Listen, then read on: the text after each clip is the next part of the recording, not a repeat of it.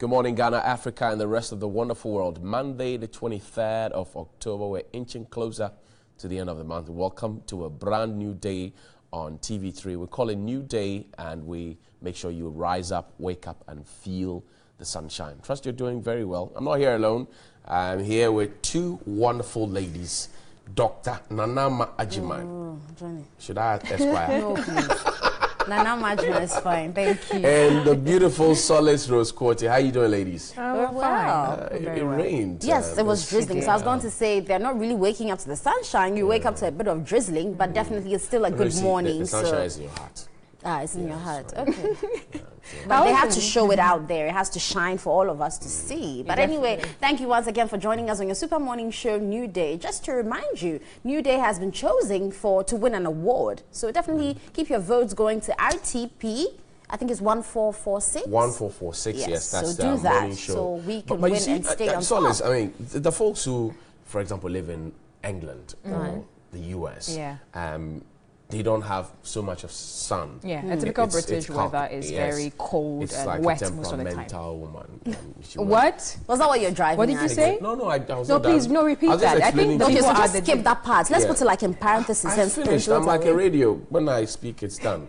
So I'm saying that. So they don't see the sun. How come they keep repeating that? Look on the brighter side of life. That still is a brighter side to it, even though they don't see the sun as often as we do. In the morning, it's still clear. But England is actually comparatively better. When you go to like the areas like Norway and Sweden, they have like the Scandinavian. But they also look on the brighter side. Because there still is a brighter side to it. It's relative. Even in darkness, you still have to see the brighter side. Really? Mrs. Dugan, I mean, please. I don't get this one. Well, if you don't see the brighter side, they do. So let them keep it that way, okay? It's only the women who understand this part, but the men don't. No, you are the only man for now. Say I don't. Don't put all men in the same. I'm representing. No, you can't. What's up? Anyway, let's have some news now. Solace is ready. She's got all the details in terms of news and weather, what you need to know before you step out. Hey, Solace, take it away. All right, thank you very much once again for joining us here on New Day. It's time for morning news. We'll be back.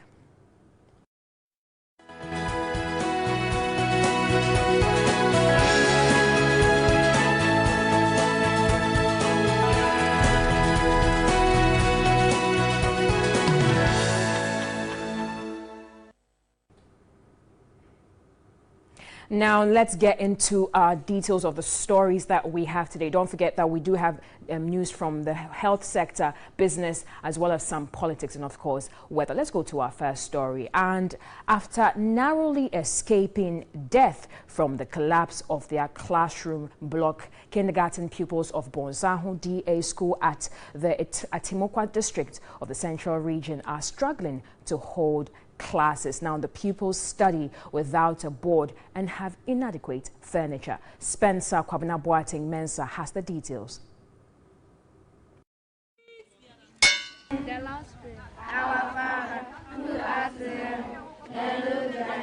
Time was up for pupils at Bonsaho DA School to say the Lord's Prayer and pledge to be faithful to Ghana, but attendance was poor for several reasons. Lessons had begun, but pupils in this class study in fear that the weak building put up many years ago could come down at any time to claim lives and halt academics. At the beginning of this academic year, about 50 kindergarten 1 and 2 pupils narrowly escaped death when their classroom block collapsed before school hours. School authorities have improvised a structure for the children to have classes. However, furniture and writing boards are unavailable for the combined class, forcing the school authority to stop KG2 pupils from bringing books to school. For about a month now, these pupils come to school every day to learn and revise poems. The dusty nature of the classroom is the reason, and this puts a question on the provision of quality education for all. Teachers speaking off camera said if the situation persists, it will take time for the kids to pick up. The chief of Bonsaho Nana Piakubi recounted some teachers who are unable to face the challenges of the school leave the community, leaving the kids to their fate. Old students of Bonsaho DA School are therefore calling on authorities to consider their constitutional mandate of providing equal rights to educational opportunities and facilities for all. Now, the absence of elective maths, chemistry and biology teachers in the Bunkpuru Senior High Technical School in the Northern Region is hampering quality teaching and learning. Now, the 2 general science teachers in the school double as biology and chemistry tutors. The Bunkpuru Senior High Technical School was established in 1991. The school currently has a student population of 1,724. Lessons begin at exactly 7 a.m. each day and ends at 1:45 p.m. with 2 breaks at 10 a.m. and noon. Total of 9 subjects are treated each day, but 2 out of the 9 lessons are lost to their dining periods. Students spend close to 1 hour for breakfast because they are forced to run shift at the dining hall due to its relatively small nature. When students go for dining, there are some old benches and tables there. They serve a few at a time, and therefore the students eat in batches. They are spending quite some time instead of just the normal 20 minutes. Headmaster of the school, Mohammed Ayana, said construction of a dining hall has stalled. About a year ago, when the contractor came to site, I called him 3 days ago, and he said he's still waiting for payment from Get Fund. And that when the payment is done, he'll return to site and he'll get the roof over it. Though a technical school, it also offers science courses such as integrated and agricultural sciences. Even though there are no tutors to teach biology, chemistry and elective mathematics, it currently depends on non-specialized teaching staff, with only 2 general science teachers doubling as biology and chemistry teachers.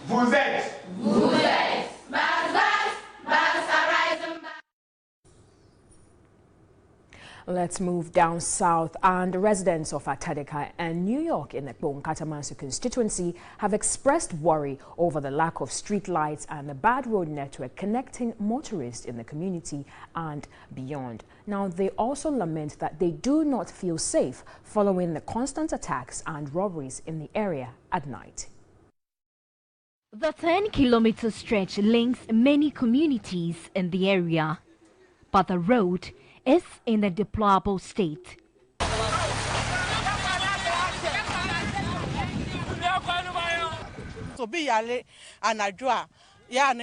When someone falls sick, we struggle to even get a vehicle to convey the person to the hospital because drivers hardly ply this road. Especially rainy season, we find it difficult to pass here. So most of the time we get fault because of the nature of the road. It's a very bad road.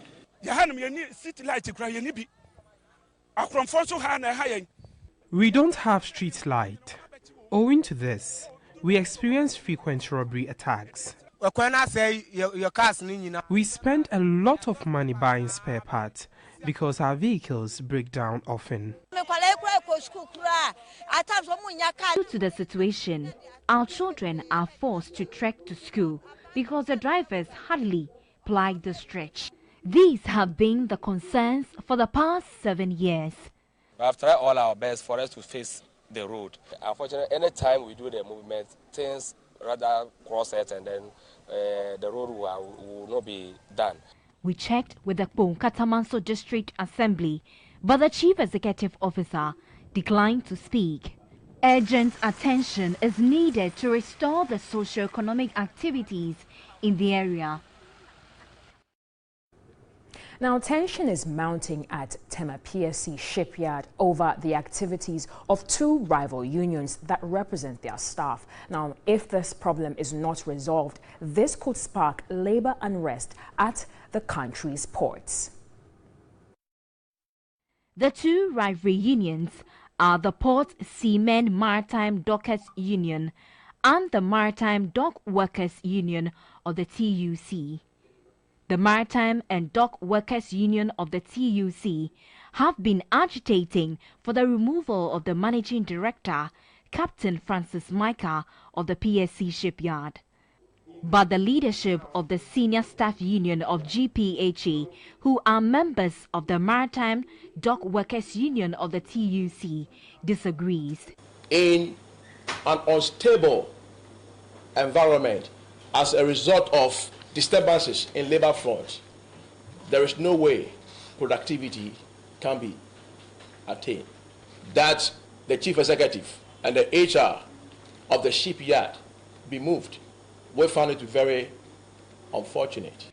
Appeals have been made to the Transport Ministry to intervene and restore calm.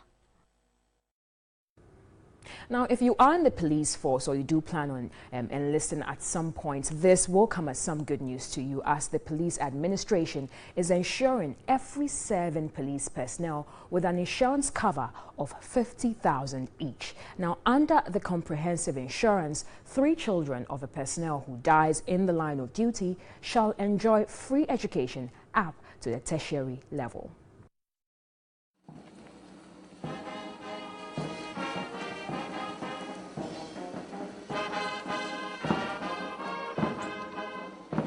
The 4-year transformational agenda by the police is aimed at changing the mindset of personnel as well as ensuring the promotion of the welfare of serving personnel. As part of the welfare package, very soon, every police officer will have an insurance cover of 50,000 cedis in case of death in line of duty.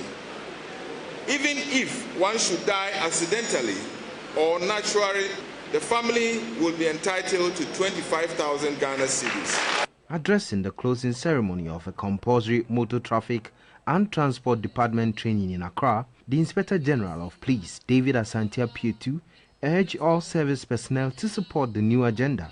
All of us have suffered from delays in reimbursement of medical expenses. This package has provided 12,500 for critical ailments. What is more interesting about this package is that in the event of death in line of duty, 3 children will be catered for from nursery to tertiary institutions. Director General, Police MTTD, COP Maxwell Atingani, told TV3 personnel of the service will be judged by their performance on the road.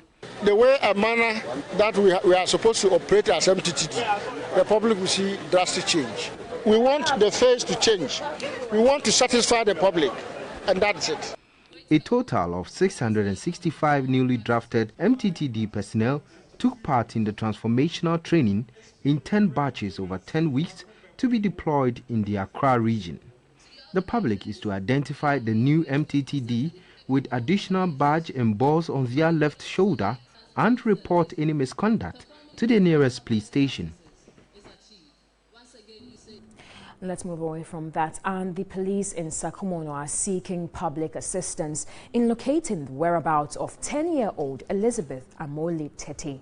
Elizabeth reportedly left their Lashibit residence around 5 p.m. Tuesday, October 17, and has since not been seen. All efforts at tracing Elizabeth Amole Tete have not been successful. Elizabeth Amole Tete is dark in complexion, about 4 feet tall, and speaks only Fanti. Anyone who knows the whereabouts of Elizabeth Amole Tete or has seen her anywhere should please contact the nearest police station. Now, volunteers may also call the police emergency numbers 191 or crime fighters toll-free number 18555 to assist.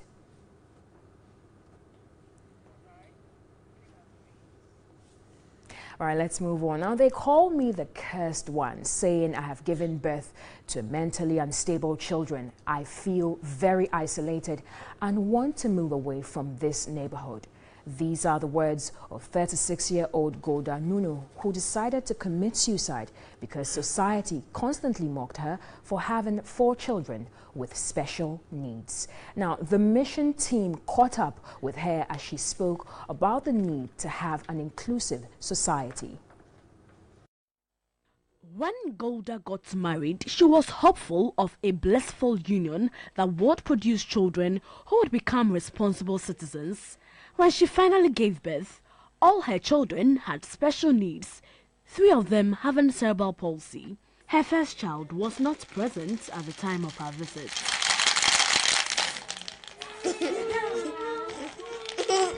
It is not easy to have 3-4 children with challenges. No mother can sit down and say, I'll just look at my children with these disabilities. I went through tough. People rejected me. I had a huge stress on me here and there without knowing even myself who I am. According to her, she is constantly mocked in society and has to lock her children indoors for fear of stigmatization. The situation is so bad that children in the neighborhood refuse to play with her kids, and she cannot buy items from the neighborhood. So, on Wednesday, October 18, she decided to end it all.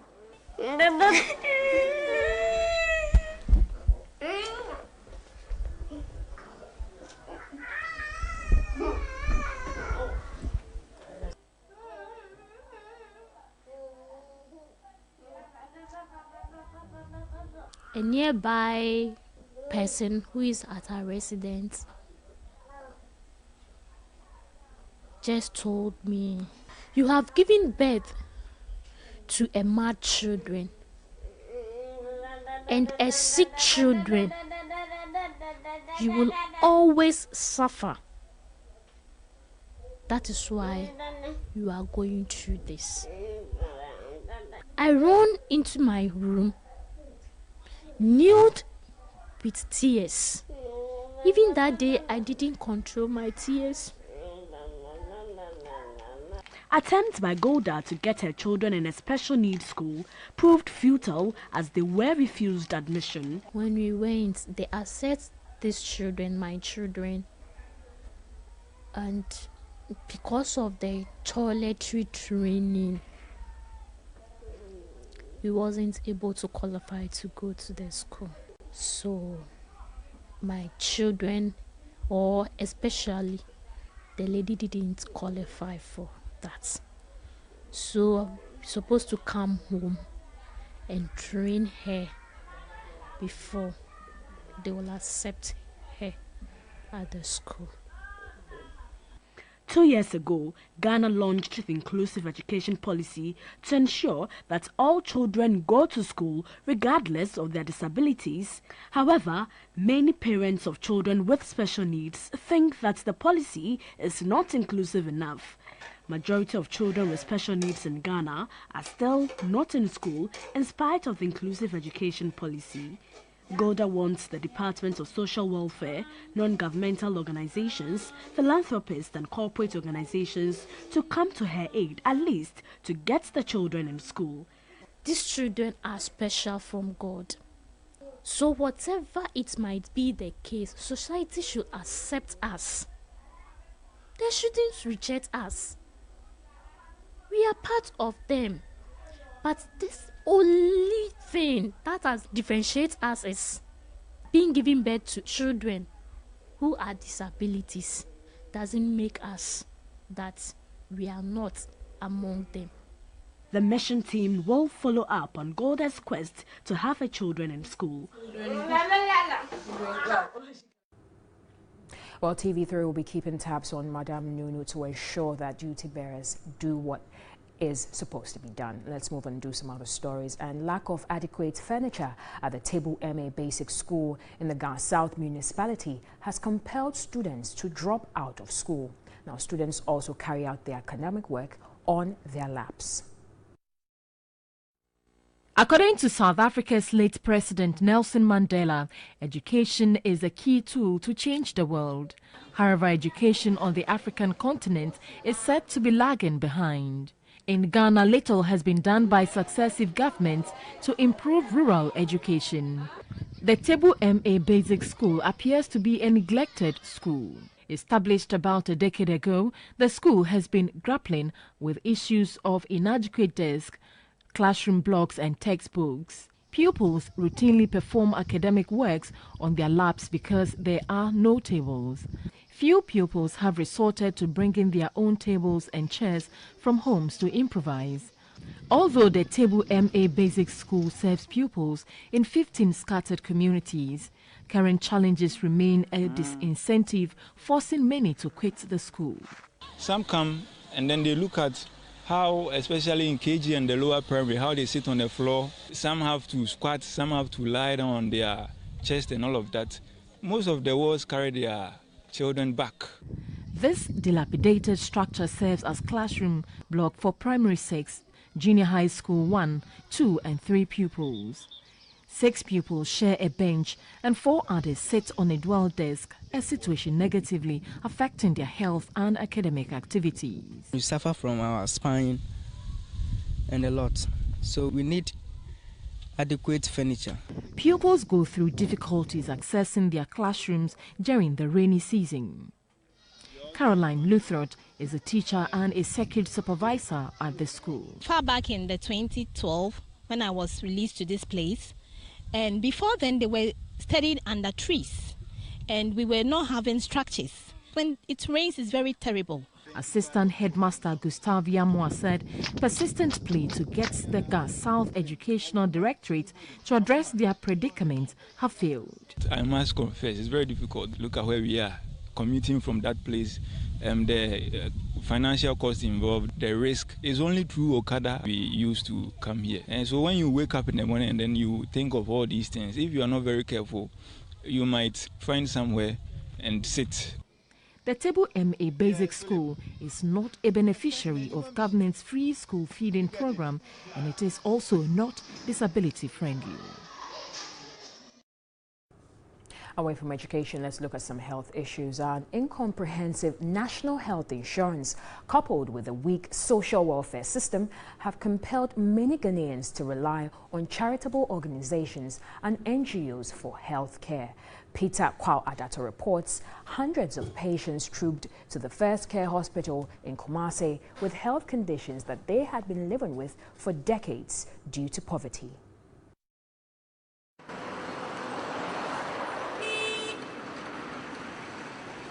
The First Care Hospital in Kumasi became the center of attraction in the month of September and October this year. Scores of patients trooped to the facility to register their participation in a humanitarian health outreach by Restore International, based in America.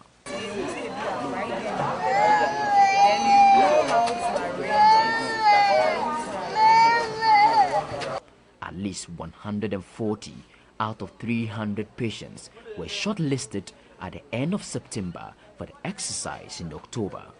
The rest were not cases listed for the program. Others were cases requiring more time than a week's outreach. The final screening was on Sunday, October 15, where the shortlisted patients were booked for surgery. She's saying she's having severe pains in her breast. She's having some severe pains. So her son at Bekwai, one of her son at Bekwai, told her to come. A team of 40 volunteers, including doctors, surgeons, anesthetists, nurses, and other paramedics from across the world went into action on Monday, October 16. I just saw a 50-year-old lady who had a mastectomy when she was 14 years old. She was told the breast would grow back. That's her story. But somebody at the age of 14 or 15 to have her breast removed, we as a country, we have a lot of work to do. If we work together as a team, we can build better institutions, in healthcare, so that Ghanaians will be comfortable, and even the diaspora, when they come back home, they will be comfortable enough to say, you know what, when I'm sick, I have a better place to go. Keloid, bone disfigurement, facial tumor, posterior scalp lipoma, breast cancer, birth defects or deformities, among others, dominated cases.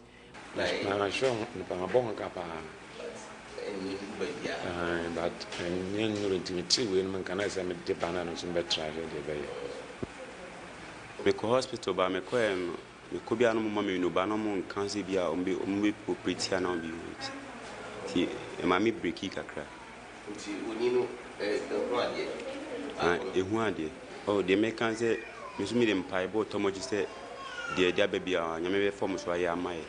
With 2 theaters at their disposal, the team led by Ghanaian-born American plastic surgeon Dr. Michael Kwame Obeng, put their expertise at the disposal of these less fortunate Ghanaians. So I think that the insurance should be designed in a way to provide complete comprehensive care so that these patients don't have to wait for other charitable organizations or charitable institutions for their essential care. One after the other, day after day, patients who have lived with ailments for varying years were relieved and excited. The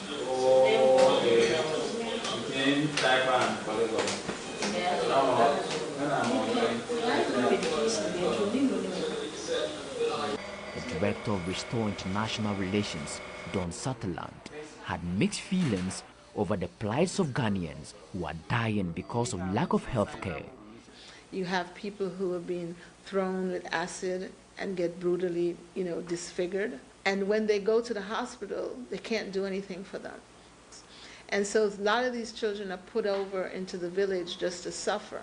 These few counted themselves fortunate, but how about those who were turned away and the hundreds who did not hear of the Restore team?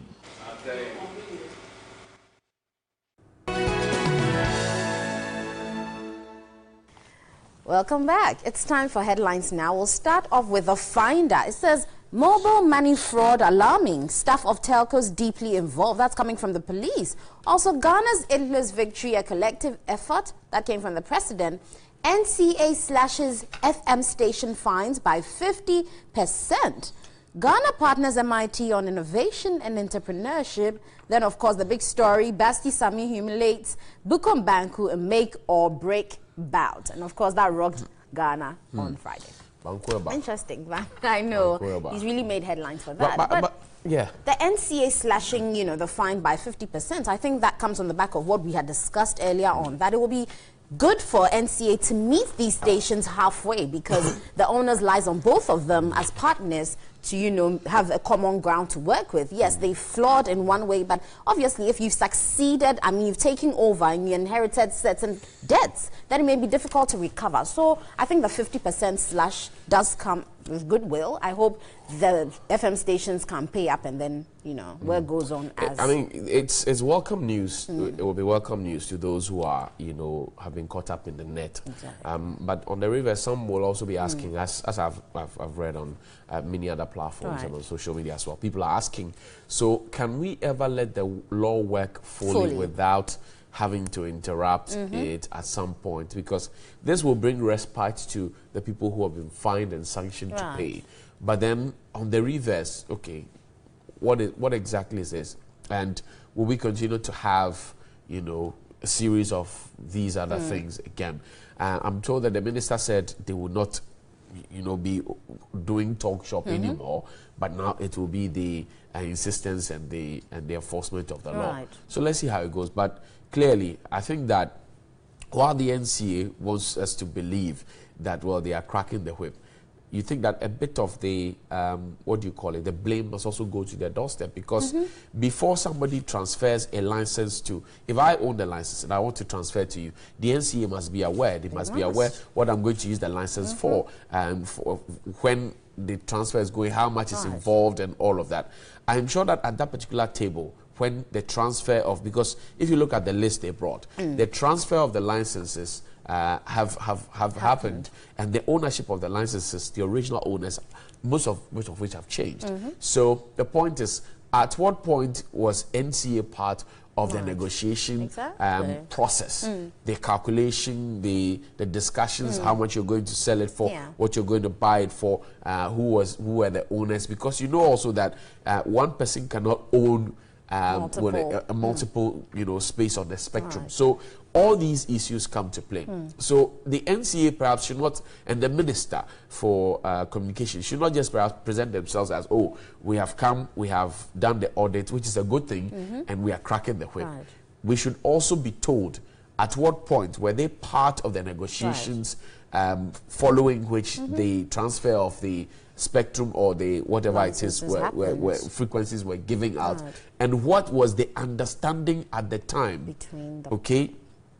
we need to know. We need to be told, and nobody has said anything about it. So far, we're told, okay, they owe X amount, and if they don't pay this by this date, we will shut them down, and TV stations must also get ready. But we know the process is by the NCA's own law. Right. So what did they do about it? That's what I want to know. But on the flip side, you know, Johnny, just like you raised, is it that they're too quick to enforce the laws when they know they have a fault? Because I would expect that before you come and do something like this, obviously you want us to believe that you're working, and so you've been able to crack the whip. But if you do it and then you contradict yourself and go to now sit down and talk about it, and now you've slashed the fine, then you weaken the systems in a way. So ideally, if they see a law to which we've all, you know, gone on the wrong side of, you sit down, have negotiations. Yes, there's a law, all right, maybe you faulted, but we feel we both faulted, and so it's coming to our doorstep. But don't push it out there, make it a big case, and then you go back on your words and take certain actions. I feel when they do that, they weaken the structures that exist, and so we should be slow I think that not necessarily going back on their words. When the matter broke, there was a public uproar, and some of the media houses, I had said here that, look, some of the media houses were seeing those figures for the first time in their business life, because they don't even make half of what is being published there. However, I think also that the public uproar, the appeals by politicians, the minority, for example, thought that it was a slap in the face of free speech, and on and on and on. Okay, so considering that, perhaps the ministry and the NCA decided, let's have a roundtable conversation with them after the 30-day period, or within the 30-day period that they afforded them. I'm sure that a lot of conversations went on, which would have given them the if you like, the thinking to slash it down to 50%. But the law is a law. What does the NCA law say? What must the NCA itself do? What duty does it owe the people? Because yes, you may own the frequency, but the spectrum belongs to the people. And the frequency owner is just holding it in trust for the people. That's how come the NCA must know what you are publishing, when you are publishing it, how you are publishing it. Because the truth of the matter is that the NMC law, which sets it up, doesn't give the NMC teeth to bite. So it is the NCA that has teeth to bite. And I've always said that, look, I've never ever seen the NCA revoke any station's license, even though they know. I mean, we had people broadcast adult movies, primetime television, and all we could have the National Media Commission go to them and say is that we are appealing to you, stop showing it. But the NCA knew it, the laws were clear. So what happened? Is the NCA failing us, or are they now waking up to their responsibility and role? What exactly is it? And I still insist that nobody has told us whether the NCA was there at the negotiation table. Who was the license originally given to? And when and where did the license move to? And what was the understanding at the time? Did the new owners decide that they were going to take on the assets and the liabilities? Did the NCA agree to it? What kind of conversation went on between that time? And we need to know. You see, we need to know. Then we can know that the NCA is complete in all its processes. But to just present the part where the faltering stations are listed, and then we say, okay, this is how much you owe, and so we are giving you this respite. For me, it doesn't make the complete story. It doesn't.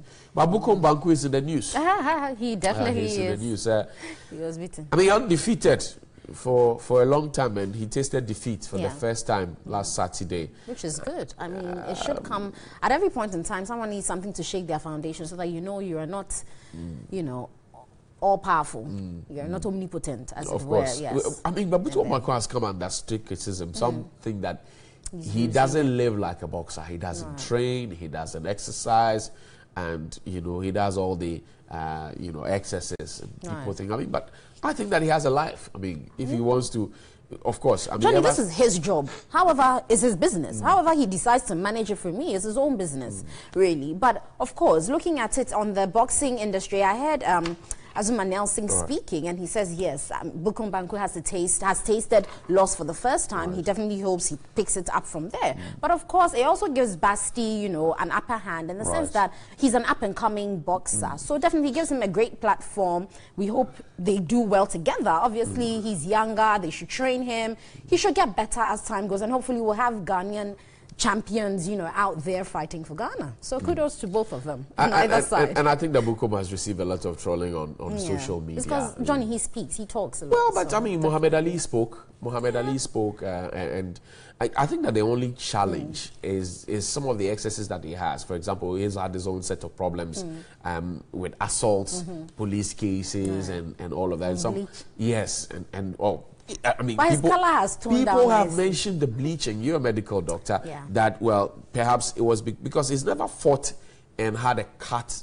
I don't think I have seen Bukom Banku fight and have a cut before. Right. And, you know, this also perhaps we want to stretch the argument to our footballers and our basketballers and everybody else. When you rise to into the limelight or to fame with sports, how do you manage the fame?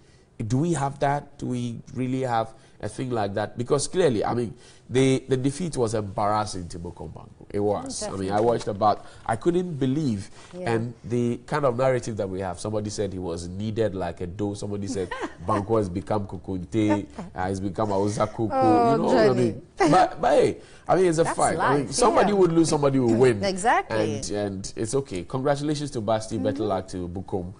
Let's hope that things work out. But I understand there was a showdown in Bukom. They did their thing, my people. I saw some 2 children crying, you know, when they were showing the Bukom Banku match, and I was wondering, what did they go and do there? Well, it was late. They should be sleeping. I mean, if they were whisking them away. I have what do you call it? I have been a ring announcer for Asma Nelson's fight tonight, round 3, round 4, and sometimes you see the kids there as well. I mean, it's a Bukom thing, and in Bukom, you know, their own thing, which I was talking about, was a free-for-all fight.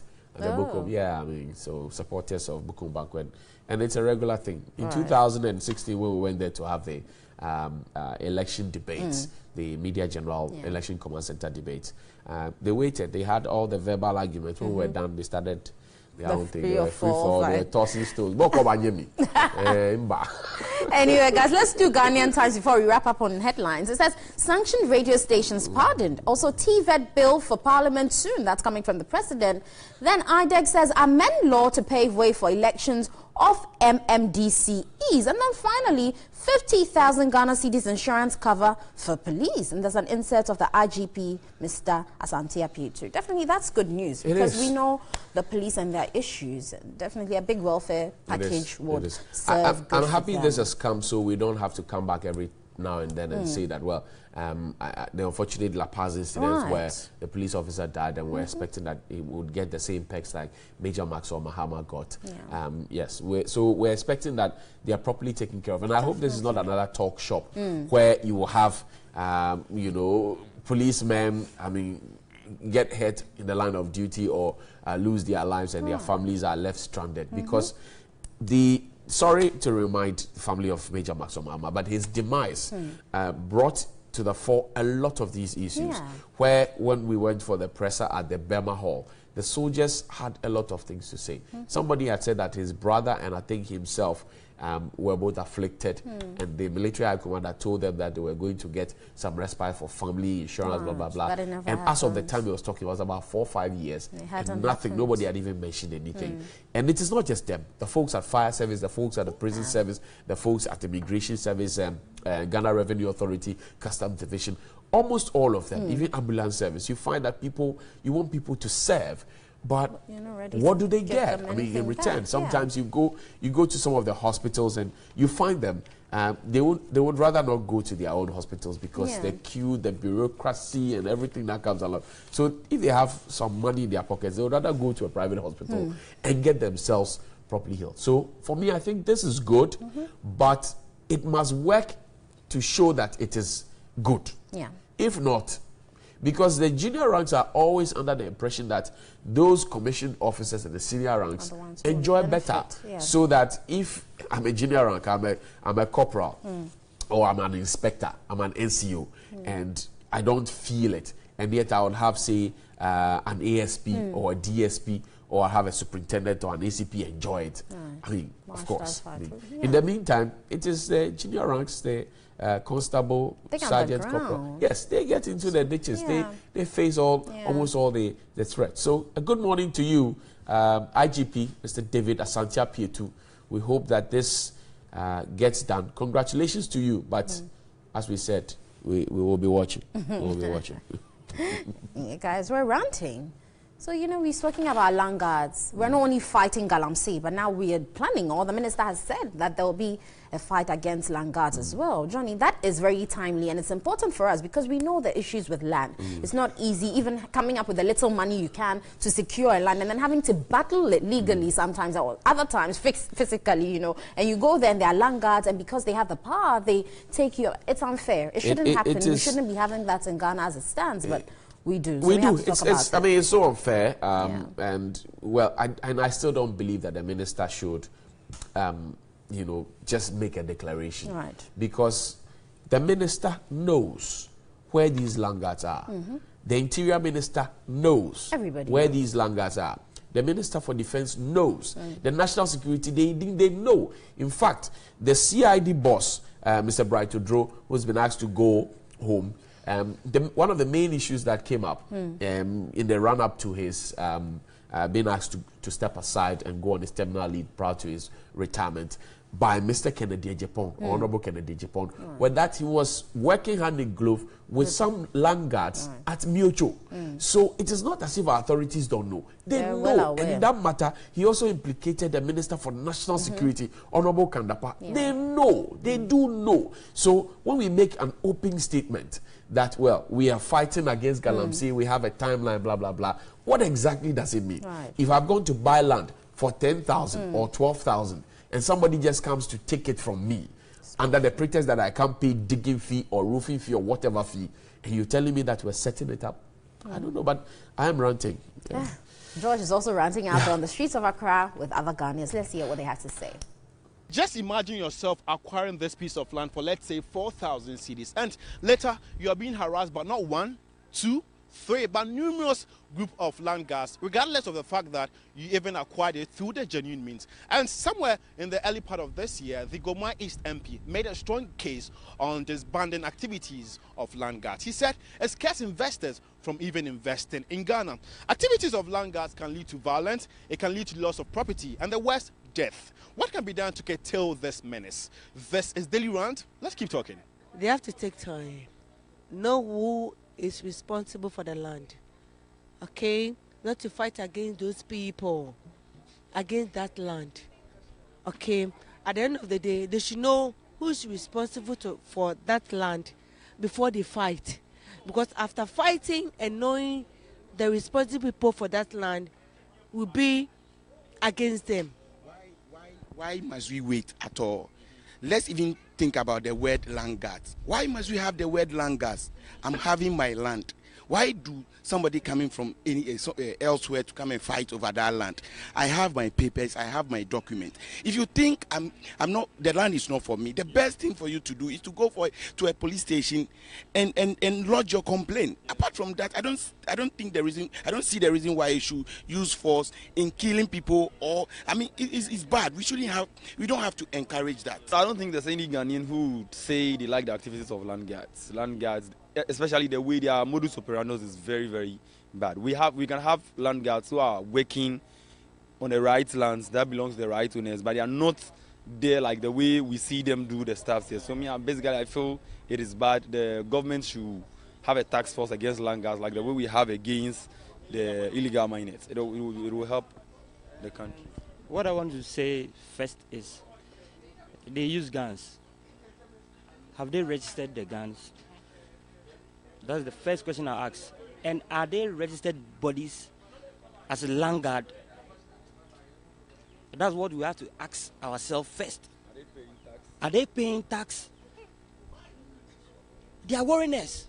Why should I pay for a land, then I start building, then someone will come and tell me. It is because a lot of people have not experienced the menace of land cards. That is why they are taking it lightly. Let me tell you, if you have an experience, you know what people are talking about. The extent of troubles they are giving people. I tell you, you build, they will come and destroy everything without giving you any justification. Why should this continue? I tell you, this should be the best thing this government will do. And I'll forever vote for them if they should stop the land guard menace. I know the Interior Minister, Ambrose Jerry, came out last week ago saying that they've inaugurated a task force to fight land guard activities. I don't know. Do you think it's more like a lip service or talk shop? Well, we saw the task force set for the illegal miners, and then we realized it was something that was going to be. This is just a lip show. It has been said. We haven't seen anything that is happening to it. I don't feel we should even attack the land guards directly or alone. We should try to attack the owners, those who organize the land guards onto that particular land. The problem is from there. I'm a school dropout, I'm a hustler somewhere, I want a job. Somebody says, let's go to this land at Oyarifa, go there and guard the land for me, make sure nobody comes to the land. I'm a hustler, I don't need to check for papers or anything. So when somebody like that is caught, we should find the owner, the one who hired that land guard, and then let's deal with that person. When we start dealing with those rich men who are pushing the youth to do such things, we will have this menace cut down. See, land guard, they are killing a lot of people in this town. You're going to buy a land, and then someone from some place will just come and take all your property, in which is bad. And which they come with guns, some of our police and military don't use. Sometimes they see some ammunition from them, then you ask yourself, in Ghana, do we have these things here? But a land guard will be having this. And then, my dear, I agree with you. They do. Because some people in Ghana right now are being paid to fight over something that they are good. They are not responsible to. You understand? So at the end of the day, when you fight over something that you are not responsible, you are not responsible to. At the end of the day, when somebody comes out to fight over this my property, because you are being paid for to fight for that property, you fight for it because you are being paid for. I hope, my brother, you agree with me. Good. It's like what my brothers are saying. We should find out who are behind these land guards. And I tell you, politicians, rich men. No, but we don't have evidence to that. We just can talk about it, but you don't have evidence. No. We have most politicians on radio, on set, telling people. We are speaking our mind. And you see, it's like we know. We always pretend. Our problem in this country is to pretend. We pretend as if we don't know people who are behind it. Yet still, we know. Somewhere in the early part of this year, the Goma East MP was making a case, against land guard menace. And he was like, it scares investors from investing in Ghana. And when investors come, they use lands to work. And so it scares them. I hope you believe it. Last week, I was listening to the radio, and then somebody said he's envisaging a 5-year Ghana where we are just going to be hijacked by rebels. And this rebel thing is going to start from the land guard stuff. Because they have all the weapons. Sophisticated ones. Everything, even our military do not have. And then very soon, they are going to guard lands, they are going to guard properties that are very key to the Ghanaian society. Like these gold mines, they can do stuff like that. They will just go hijack the place, and then we'll be in trouble. So I feel the government should just let us stand up. This is the time, this is one political point Nana Addo can score, and then we can move on as people of Ghana. Look at this, though. If we stop land guard operations, it means some people are not going to eat, they are not going to particular point people keep saying there are people, I'm playing the devil's advocate. There are people in Ghana who are not into land guards, who are not into illegal mining, but they are unemployed, they are still eating. So I don't know why people keep making those excuses. This land issue, every land in this country has a history. Owner. You understand? And we have owners of their land. Why must it be that maybe you got the land from Kulewe, then somebody from maybe Ajakwewe coming to take the land? You understand? And who is the best person to solve this problem? Is it not a police station? But I tell you, even the police are more corrupt and involved in this grand guard menace. I tell you, yes. So the problem is from the head. If a fish or a meat is to spoil, it has to start from the head. So we have to start from the hierarchy. Politicians, policemen, military people, the judiciary. You see, we have to tackle them. Okay, my auntie some time ago got a land at Kaswa, and she got it through genuine means. And this land gas scheme. It wasn't one, it wasn't two, like more than group of land gas. And then she had to give in because the demands were, and then she just had to accept and then give them whatever they wanted. The police should be your auntie's help. But then she'll go there, they'll say come tomorrow, come this week, come this. They will never go there. But how do you... No, I disagree with you because if police is to come in 3-4 times, police should have sorted this program. My dear, no, hold on. How many times did the police come in? My dear, how? Here in Ghana, people think the police is very slow in doing all this. So let me just forget. It's like you are polishing the police. You are saying people keep saying the police is very slow. Is the police slow? The police is not doing the work. It is not that they are slow. Police is not doing the work. Police is zero. With the land guard, they are mentioned MPP. And with my matter now, I don't know any party. But with the land guard, they are mentioned MPP. So my problem now is MPP. Why must they do that? Excuse me. I don't want to talk anything about them. See, when your papers are genuine, why must they say you have to pay something before your land should be given to you? For the first time, let me defend the MPP. There's not a political. There's not a political problem. There's not a political point. It has been there since time. Rollins' time, the policeman who was killed by land gas and buried there. So it has been there. But I'm saying it will be a political point to score for the MPP if they can do something about it now. But Ali, this issue you are talking about, it has nothing to do with politics. Listen to me. I never argue with anybody on any political issue. But my own is, when NPP came on power, okay? Listen to me, my brother. When you talk, see, don't get me angry because at the end of the day, when anything happens, it is about NPP because they are on power now. If you are to politicize this issue, we will not see the head and the tail of this issue. Sure. We should devoid politics out of this, you understand, and tackle the issue. The issue is land gas is disturbing the citizenry. What do we do? And we know the root causes. We know people in society who are behind the land gas. That is what we have to do now. If we are to politicize it, I tell you, that is what the politicians, or that is the hierarchies want. They want us to politicize it so that the issue will be hanging. Okay. So we don't have to politicize it. Okay. We have to put our acts together and fight it with unity. Activities of land guards are something the public find disgusting, and for them, at high time measures were put in place to curtail their operations. If you want to be part of this discussion, just log on to our social media platforms. On Facebook, it's News on TV3, and on Twitter, it's News TV3. We came to you from Labadi here at Accra. Thanks for watching, and keep watching NewDay.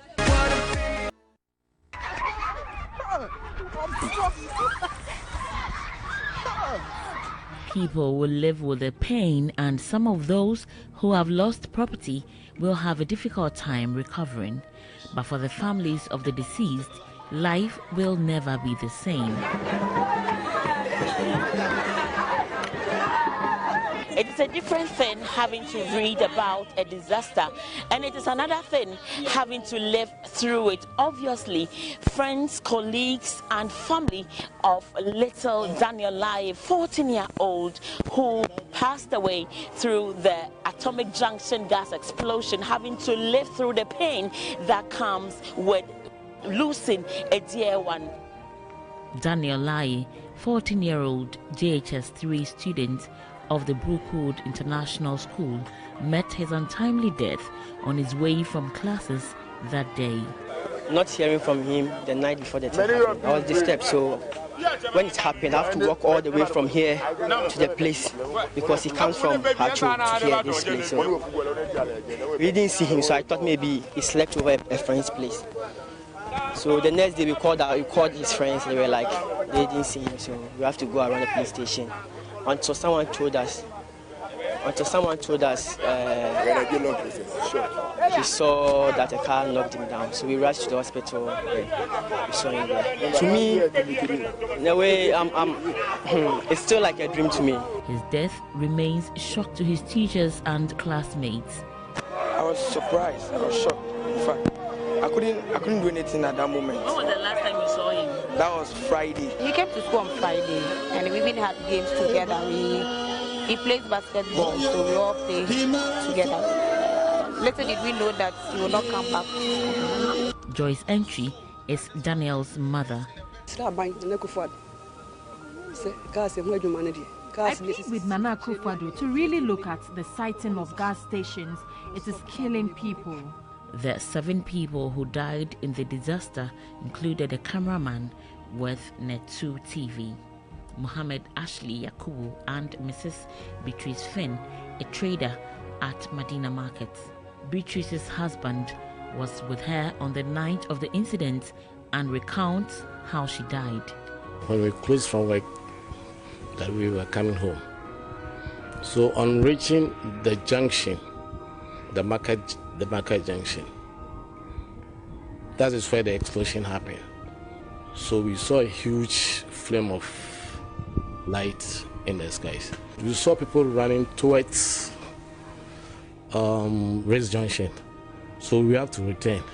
So we were on the pavement running together with my wife. But it was a little bit ahead of me. So all that I had was boom, a car has knocked about 3-4 people down. So there and there, I was at the scene.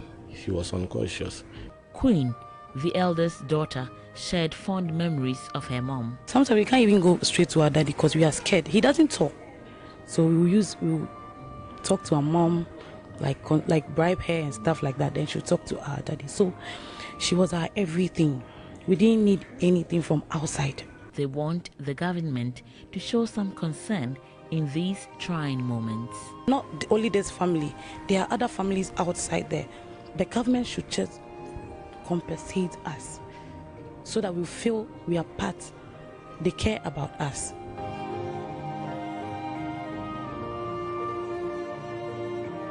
The havoc wreaked by the atomic gas explosion was no doubt enormous. 7 persons died and over 150 others with varying degrees of injuries. As of Tuesday, October 10, majority of those who sustained injury had been treated and discharged from the various hospitals. The Kekeli Hospital had discharged all 23 persons rushed there on the day of the incident. All 14 persons sent to the Medina Polyclinic had also been discharged. 16 out of the 26 persons taken to the Rich Hospital were still on admission, while 10 had been discharged. The Legon Hospital had only 2 out of the 35 persons still on admission. 2 persons had died at the 37 Military Hospital. 27 out of the 40 persons had been discharged, leaving 11 on admission. The Pentecost Hospital had discharged all 48 persons. 2 had died. It was a lady and a gentleman. The lady passed on shortly after she reached us. She was just gasping for breath. She had suffered multiple injuries. I suppose that includes a neck injury, and I'm sure that could have possibly killed her. I think the autopsy will reveal the actual cause of death, but she sustained a head injury and some fractures. She actually did not have any burns on her body. Doctors explained some of the injured could be on admission for more than a year.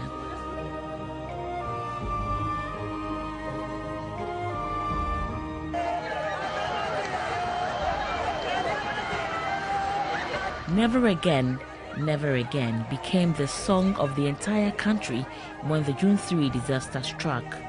Right after the disaster, promises were made and directives issued.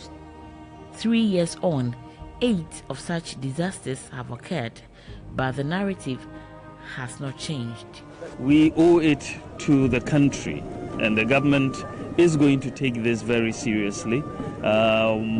Discussions were being held last night about the way forward. We wouldn't preempt too many things, but some new policies are going to come in. and those who will try to resist those new policies, I don't think they will be listened to. It is time these incidents came to a stop in Ghana. We cannot continue with them. We are going to have to come out with a clear policy on how to prevent such incidents in the future. Unfortunately, it is human. Human beings don't learn their lessons very well. I would have wished that when it happened at first, and we say never again, those who are involved in the sales of gas and fuel should consider the human aspect of it. We shouldn't put the blame on government. We ourselves should be responsible. For how long are we going to look on as individuals perish in preventable disasters?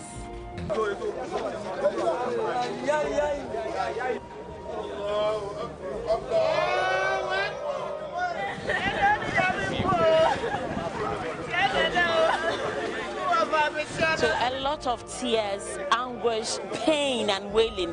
But unfortunately, none of these can bring back little Daniel. Neither can it be an assurance of these things not happening again. The only thing that can help is a more pragmatic approach to dealing with this issue once and for all as a country. For TV3 News, Catherine Frimpoma, Accra.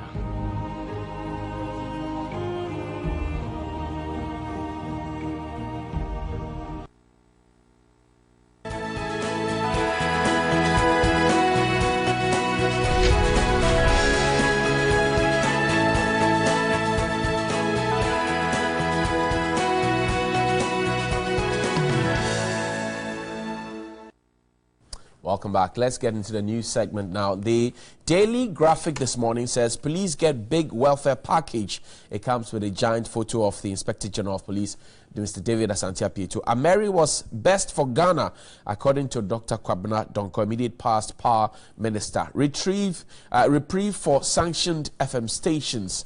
That's with the photo of the Minister for Communications, Honorable Eslo Ekufo.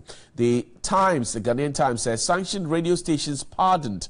To vet bill for Parliament soon. President amend law to pave way for election of MMDCs, IDEG, and 50,000 Ghana cedis insurance cover for police. The Daily Statement this morning says, protect nation, citizens. President tells new officer cadets, and BA chief sensitize citizens for new regions. The Daily Heritage reports that Woyume's assets on wanted list as Supreme Court affirms valuation of businessman's property, and tears flow for murdered Class 2 pupil. The Finder says mobile money fraud alarming, staff of telcos deeply involved. According to the police, Ghana's Idlo's victory for a collective effort, President says so. And NCA slashes FM stations fines by some 50%. The Daily Guide, which will be the final one, says Minister grilled over 510 million stinking Ameri deal, and new Gamanche installed 50,000 insurance cover for police officers, and beats Bokum Banku. My guest this morning, the Honorable Kwame Agboja, his MP for Adaklu. I call him the Adaklu Messiah. Welcome, Chief. I'm just a representative of people of Adaklu. And Reverend Intim Forge was an honorable member of Parliament for the Asin North area. Asin South. Honorable, welcome as well. Thank you, John. Thank you very much. How are we doing? Yeah, by the grace of Monday morning. Well. Yeah. So let's start on the sports note. Over the weekend, the Bokum Banku thing came up. It came right on the back of the our starlets. They couldn't deliver as much as we had expected them to. Honorable Agboja, quick thoughts about that. Well, thank you very much. Good morning to everybody, especially those from the Adaklu constituency. Good morning to my very good friend, Reverend Fojo. Well, I think very interesting things happened over the weekend on the sports front. You know, not too long ago, the Commonwealth game came and gone, and I think a colleague asked a question in Parliament as to how we fared. I mean, it appears we need to do more in terms of preparation to see whether we target things. We can't go into games and think that we are just participating because it costs a lot of money. If we know we are not good at swimming, but we are just going in to just do something so that we build our capacity. Let's have a target so that when we're going for a game, we say, okay, we're going. We are hoping to achieve bronze, or we are hoping to achieve this number of medals, so we can measure ourselves against it. It appears that is what is missing in what we are doing now. So I think the sports ministry can look at that. Secondly, unfortunately, we all had hope in the Starlets. Surprisingly and painfully, they've been kicked out. You know that the Junior World Cup level, at a point in time, we were the lions in that territory. Absolutely. We won a couple of times. Everybody was afraid of us. These days, it looks like we are now the underdogs. And I think the caliber of players we took there, I mean, there were quite some exciting ones, but unfortunately, it didn't go on well. And then I think one, beyond football, there was Ghana had a love affair with boxing. It dwindled a bit beyond Professor Azuma Nelson. Azuma Nelson, right. We were thinking Ikote was the next big thing we could have, but it didn't last. But then, to be honest, as we sit here, I don't think we still have a big boxing personality yet. But the Bukom Banku, other things that brought in, apart from the sports dimension, some entertainment dimension, and I think Ghanaians enjoyed it. Unfortunately, I didn't watch the match, but I think it was. Are we making progress in the area of sports? Is that well? I think for me, looking at the crowd there at the national, the arena alone tells me we are moving. We are moving. If you watch, if they tell you that, if they don't tell you that is Ghana, you probably wouldn't be able, because that facility is Ghana. And for me, the availability of those facilities, and I know some individuals have put up gyms to train the young generation of boxers. I think we'll get there. For me, it was more of the entertainment value than anything else, because, I mean, yeah, it's good boxing, but then we'll get there. We'll get there. Azuma Nelson's fight nights has had round 4. I've had opportunity to announce for 2 of those fight nights by the legendary professor himself. He put that together to encourage the boys. But Rev, is it your opinion that we're making progress in the area of sports? Football, we really couldn't get it. And boxing and all of that. Good morning, John, and thank you again for the opportunity to be here. And a good morning to our cherished viewers. Particularly those doing the viewing from Asin South constituency, and a good morning to my senior colleague in Parliament, Honorable Agboja. We must commend the under-17 squad that we sent to India. They have performed very tremendous. One player that I even want to single out for commendations, our goalkeeper, a 14-year-old goalkeeper who for 4 matches had conceded only 1 goal. Albeit we had to exit from the competition, but the performance was sterling, and we commend them highly. Some people hold the view that if not for the challenges, the downpour on the day of the match, which challenged them, if they were challenged in playing the ground game, and anytime they lifted it, obviously our opponents were taller. They had an advantage over us. We commend them, we congratulate them. And it's also exciting to see the progress that we are seeing in our boxing front. And congratulations to the Ghana Boxing Authority. And this is an encouragement to them to even want to explore further opportunities in taking boxing in Ghana to another level. But what happened over the weekend with the match, I would want to also again congratulate Bukom Bankun and Basti Samil for a very decent fight. It was the value for money was given. I mean, spectators had value for what they paid for. The massive crowd, the spectators that shows that the boxing in Ghana and sports in general is developing, and we would have to sustain that and ensure that we would have sustaining that will mean a lot of investment. And Honorable Agboja raises the key question about us sometimes throwing money away, for want of a better expression. We know that, well, we will not win this, and yet we go and invest money and put ourselves in there. If we don't support them at home and make sure that they are well baked to go and compete on the international scene, why would we push them there anyway? Yeah, I think it's also important that we recognize that there are a number of sporting activities and a number of emerging sports activities that have not been very familiar in Ghana, but we have to develop our sports beyond the very common ones that we know as soccer and the other events that we know, and put in investments that will harness the talents that are emerging in Ghana, and put our facilities for rugby and other events. And for a start, we may not be able to excel in the emerging sports, but with time we'll be able to have a strategic plan, and we can say in the next 5 years, 10 years, we would be counted among the countries that are excelling in some of these emerging sports. So that the focus will not only be on sports and Black Stars, on soccer and Black Stars, but we would have, you know, even out the investment and attention that we give to the other minor sports as well. We have great potential there, and I think we can explore that. Finally, I mean, Bukom Bako has been trolled on social media. People are mocking him and saying all manner of things. I mean, our own Tilapia has put it out there. Is it good? Is it bad? I think it's wrong, because don't forget, for a very long period of time, he was the embodiment of boxing in Ghana.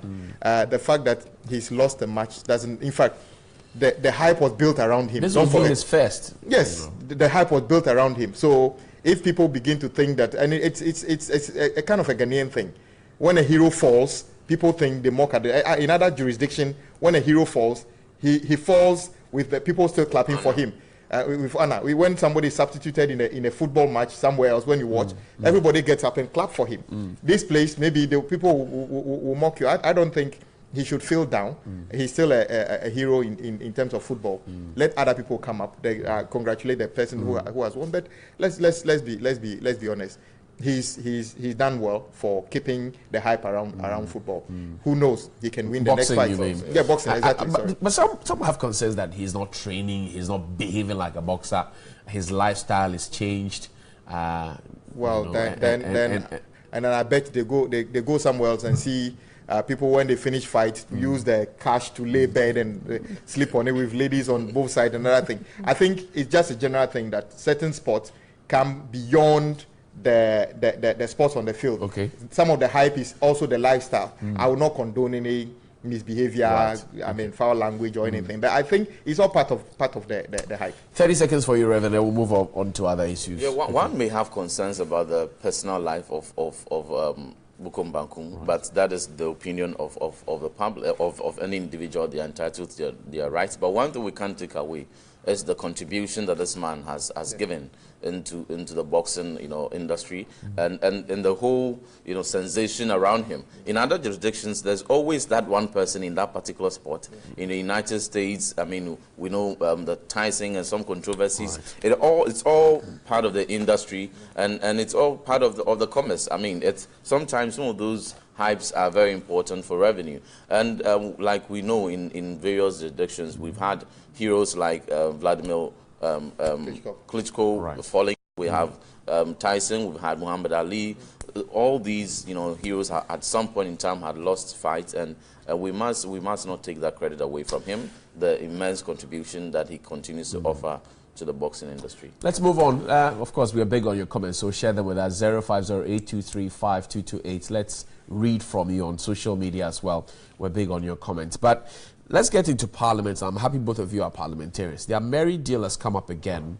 Dr. Kwabena Donkor, former energy minister, power minister, is before the committee on mines and energy, and he's been answering questions. It does appear like the minority versus the majority, and it looks as if what we saw before the merry deal was signed is a reverse of what we're seeing today. Is that the case, Honorable Aguja? Well, thank you very much. In Parliament, there are rules of engagement. We have our standing orders, I mean, largely based on the Constitution. So what we can do and what we can't do in Parliament is quite clear. If you want to go to the, if you want to remind ourselves, how did we get to require Ameri to provide us with energy? I mean, it was after a very painful period where every Ghanaian business, individuals, hospitals, schools were suffering from inadequate supply of energy due to lack of a long period of underinvestment in the sector. We can't develop this country without a reliable source of energy, whether it's one district, one factory, whatever. You need a reliable source of energy, an affordable one. Now, we came to a point in time where Akosombo wasn't doing very well because once climate change is affecting it, the water didn't come into the dam that much. Our thermal plants, we built a couple of them, but they were relying on foreign energy, which is gas from Nigeria, which we knew never was consistent in terms of supply to at least the thermal plants along the coast towards Tema and other areas.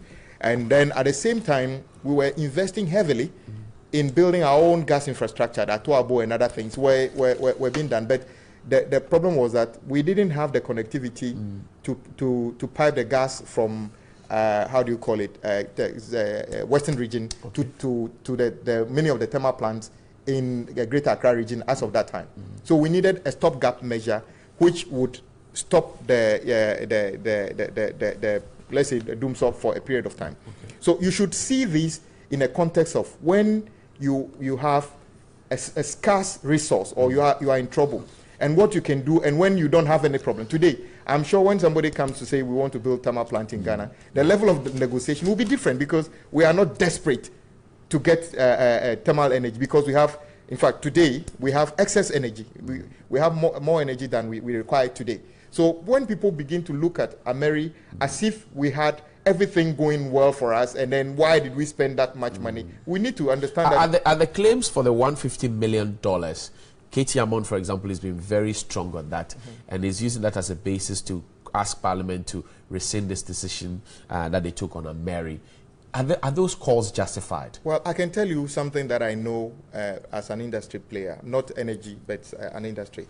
You can get somebody, I can tell you the price, how much I bought this tablet. Right. You can get somebody who can say, I can get it for you cheaper than you've got it. It is possible that is true. And I am saying that if today we don't have any problem with energy, at least I know now, if somebody says today we could have gotten it cheaper, it could be a reasonable call, but we can look into it. But what the problem some of us have is this: every bill that comes to Parliament in current form comes from the executive. So there's a cabinet. I mean, even if it's from an agency, it goes through the respective ministry, and then it goes through cabinet. Cabinet puts a memo on it, and then the bill comes to Parliament. We pass it. Then it goes back to the agency to sign our agreement. Once Parliament completes that cycle, and then there's anything, government changes, they want to have a look at it, we think the process should start again with government. So government can say that, okay, we have problem with the cost of Ameri. We, government, once again, will come under a cabinet memo. Parliament, look at this, and then take the necessary step. Then that one is up to Parliament to see whether it is within our right. Were those things done? No, somebody read a statement. Right. Then, or a memo. Then it was referred to a committee of Parliament. But a speaker referred it. So basically, I am not even sure whether the territory in which we are, I'm not against people asking questions, asking for things to be done. It's a democracy. We all can think the same way. But I'm saying that if a government went through a process of procuring a thermal plant for us that we'll own in a couple of years' time, and somebody says it's too expensive, let's review it. NDC is not government. Parliament did not sign any agreement. I think Cabinet should take the decision and say, we are bringing this bill, this thing back to you. We want you to review it. Not an individual coming to say that it's forcing government to do the. At the end of the day, but Katie Hammond's, Honorable Katie Hammond's tune hasn't changed right from the get-go when the issues of Ameri started.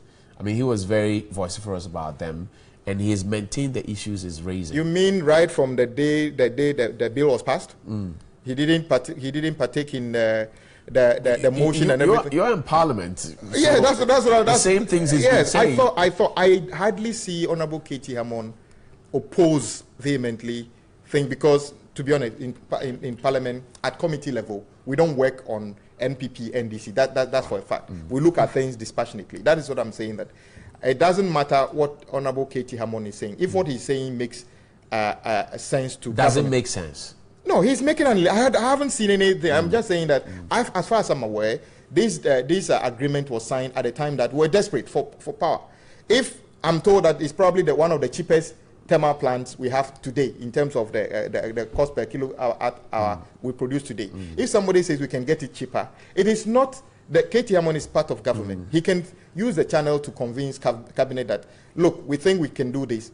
Come to Parliament on the back of a cabinet memo. Ask Parliament to do specific things. We're very much aware of the processes. Yes. Where we've gotten to now is to know whether we did due diligence, whether we got the best deal for government or for the country. In your opinion, you have followed the issues. Yes. Did we do a good job for Ghana? Well, it will be difficult. Look, I sit sometimes and I say we spent $700 million on Bui Dam, which we call a picking plant. In other words, if the dam hasn't got money, it's just a white elephant standing there. Somebody will say, if we use $700 million, we would have built something else. Maybe if we took it to solar, because there's no shortage of the sun, we would have derived more energy.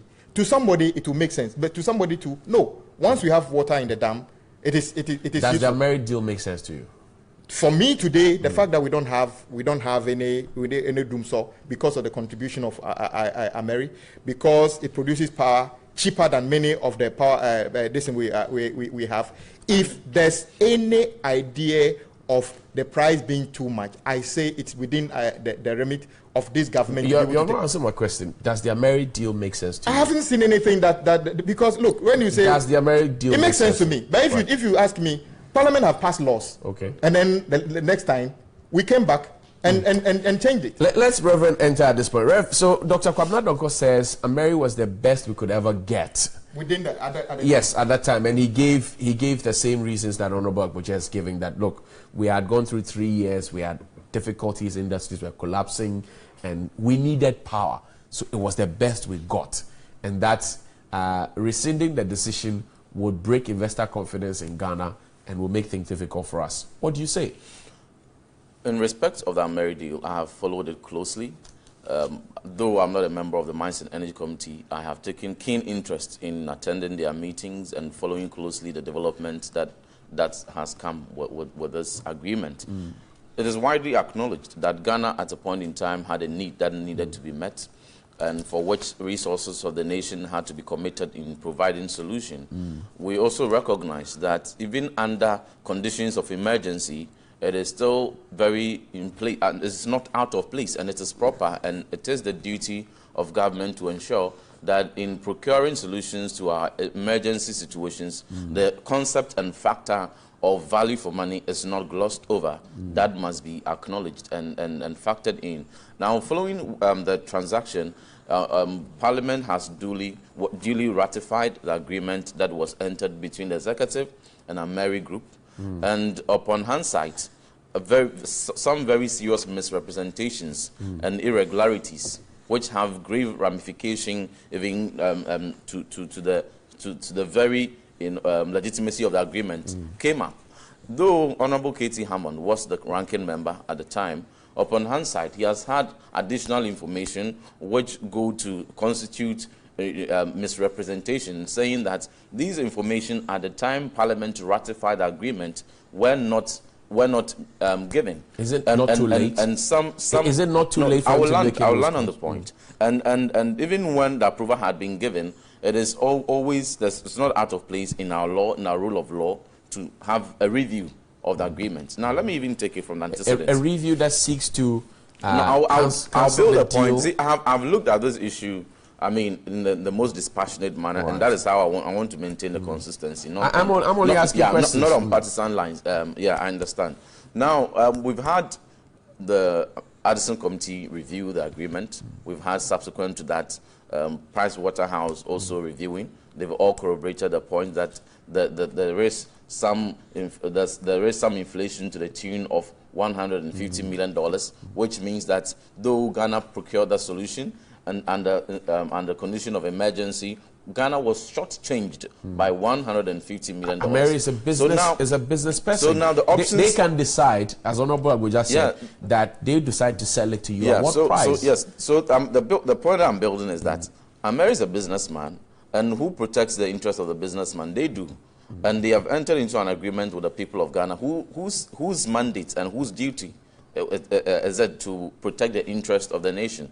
So the one whose responsibility to protect the interest of the nation, to ensure Ghana is not shortchanged through, it is very constitutional. And let me just take you to Article 297 of the Constitution of Ghana, and here to say that it is the powers is vested in the Parliament of Ghana to ratify any international agreement the executive will enter into. And by that same powers in Article 297 of the Constitution, the B portion says, where a power is conferred or a duty is imposed, the power may be exercised and the duty shall be performed from time to time. Now, from time to time, as occasion requires. Now, let me take you again to the same Constitution, Article 103, Clause 3. Committees of Parliament shall be charged with such functions, including the investigation and inquiry into the activities and administration of ministries and departments as Parliament may determine, and such investigation inquiries may extend to proposals for legislation. So it is the duty of Parliament, even after having ratified an agreement and having subsequent to the execution of the agreement had cause to believe that there were misrepresentations, there were irregularities, and the agreement in the process of executing Ghana has been shortchanged. We owe it a duty as Parliament to institute an inquiry into such allegations, and when it's established, to go through the due processes. Now, see, we have standing orders that regulate our activities in Parliament. What do you say to the thought that, well, we did it at the time when we had difficulties, and the difficulties had been curtailed. Now we have respites. Businesses are running everything, and so you could launch your one district, one factory, one village, one dam, and all the others that come along with it.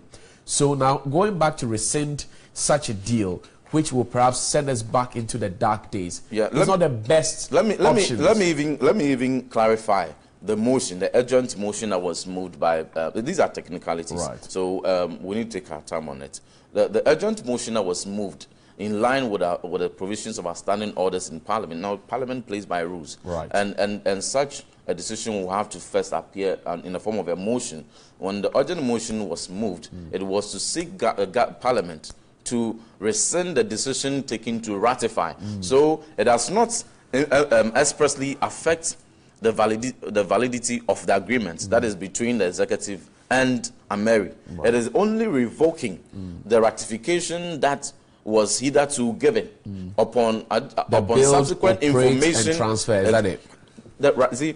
Government and a business entity can come into an agreement. Okay. When it's an international agreement, it requires Parliament to ratify that agreement that has been entered into between them.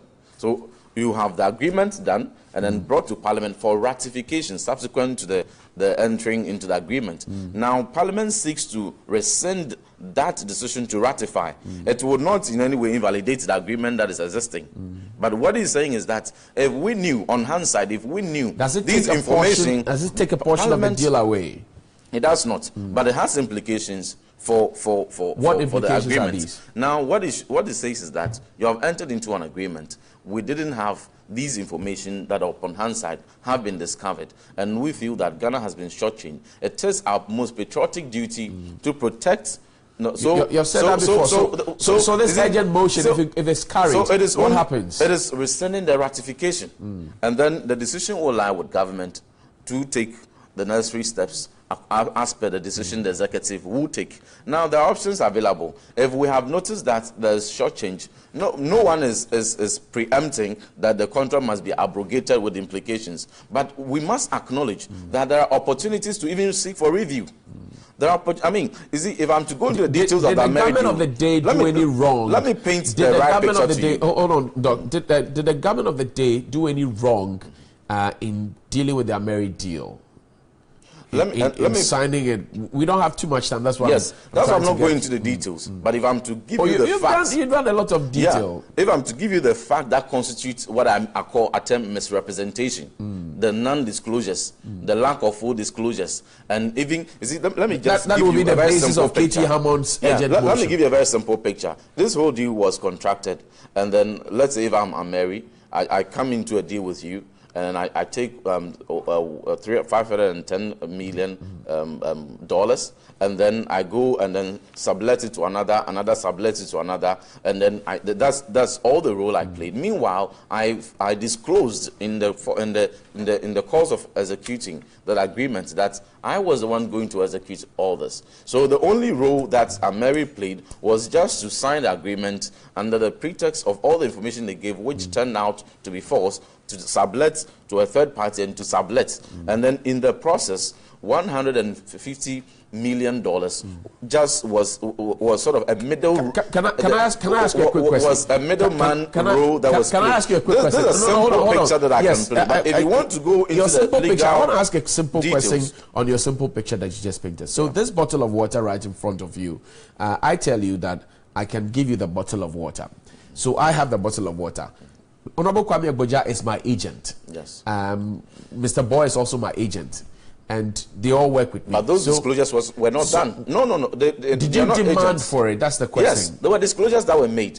Even declaring capacities. Were they demanded? There were disclosures that were made. And that is what constitutes the misrepresentations that I'm telling you. So, see, this urgent motion, I've gone through all the document, the evidence, and all that. And I'm saying here that it's a simple thing. Parliament is only, and constitutionally, if Parliament fails to take this action, I mean, we'll be held accountable by the people of Ghana. Okay. That upon discovering there was shortchanging of the government, what steps were taken? I'm here. I mean, if this motion goes through, the executive have, and that's the recommendation given by the Addison Committee. Right. The government, even though they detected elements of fraud which vitiates the agreement, they recommended that the government must just enter into a review with Mary to seek better terms. It is not to entirely preempt abrogation, and that opportunity has not been explored. And that's the fear of most Ghanaians. That is opportunity. And that's the fear of most Ghanaians. It's just review, so we can review, having on hindsight, having known that these were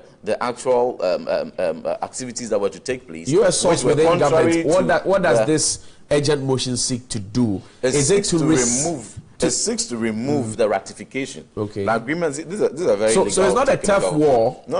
It's not a tough war. NDC. For instance, no. For instance, you and Honorable Agboja have entered into an agreement. The powers is vested in me by nature of that agreement to ratify it. And then I have ratified it. For instance, maybe my daughter brings a man home and then says, "Daddy, I want to." She's 11, maybe in the next 10 years or so. But Daddy, I want to marry this man. And then I said, "Oh, you have my blessing," because of certain information that were given. Right. Now, subsequent to the marriage, I discovered that there were misrepresentations. They would have been married. They would have been pregnant. So they at would that have point, had babies. What do you do? And at that point, do you call for a divorce? It's just an analogy that I'm giving. Just an analogy that I'm giving. That withdrawing that blessing. These were the information that was given or not given upon discovery. I'm just withdrawing. This doesn't fit in exactly well, but that's just the simplest picture, because this is a very legalistic way. I'm just trying to find simpler ways to explain. So it has not vitiated the marriage that they have entered into, but the ratification has been, withdrawn. And then I would not be able to preempt what is subsequently going to happen. But I recommend that the government must review with Mary that agreement and seek better terms for Ghana. No one is calling for abrogation. But if you understand these procedures, these are technical procedures in legislature, and that is where the NDC seems to be confusing it. Ratification is not abrogation of contract. It's just removing the parliamentary assent on that. Let me quickly one minute.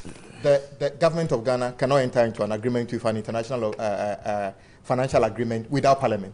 When you remove Parliament, when Parliament withdraws this, it means that the agreement is invalidated by this. Secondly, every enforceable contract have got review clauses, termination clauses in it. And I'm saying that it doesn't have to come to Parliament. Executive can take the decision of review without the use of Parliament. And then the third one, which is very important, we are going to set a precedence that, of course, I've always said here, in the past 3 years, no government can rule Ghana forever.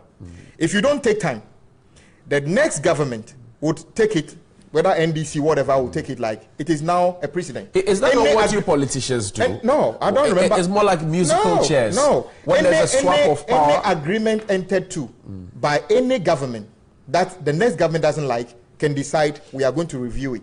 Because it has become a norm. If you see, even not even international agreement, simple road contracts. The contract document can tell you what to do when the contractor misbehave, consultant misbehave. They've been stopped to say we are going to do a review. I think we are in a very dangerous territory. I don't think there's anything wrong if we want to call for a review. Is that not what, for me, look, politicians do this to us all the time. And then the last thing about a third party, my brother, people should be careful here. If I'm a contractor, especially BOT, or let's say design and build, and I say that you give me a performance criteria. I want a power that you can sell at a certain price over a certain period of time, and I give you. It is not your job to find out where I buy bolts and all you need to do is say the things. Are you not? Hold on. When you're entering into where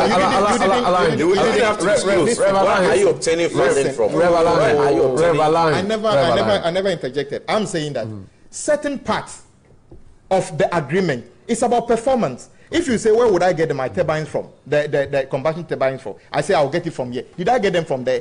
The margins I make, once we agree, you can't come back and tell me that you made more margin. But even if that's what you want to do, you can do that. But he says that this disclosure, look, we were here. When the 2.2 billion, 2.25 billion. Hold on. Let's not get into that. Let me tell you what this is. It's about non-disclosure. When the finance minister, when the finance minister came to Parliament, and we even asked for certain details, we were told, you were told that certain information cannot be disclosed because it's confidential. So I am saying that was it the same case? Was it the same? Hold on, Rev. Was it the same as the Ameri deal? You see, I never uttered a word when my apologies. Let me apologize. We can do this. Apologize. But I'm saying you're mentioning 2.25 billion.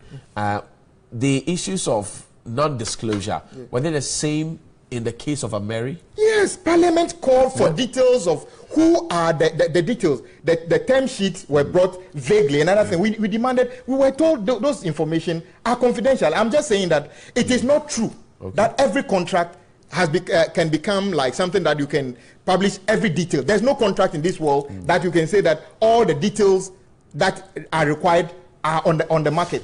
And I'm saying that the NPP can go on this and demand a review of the contract.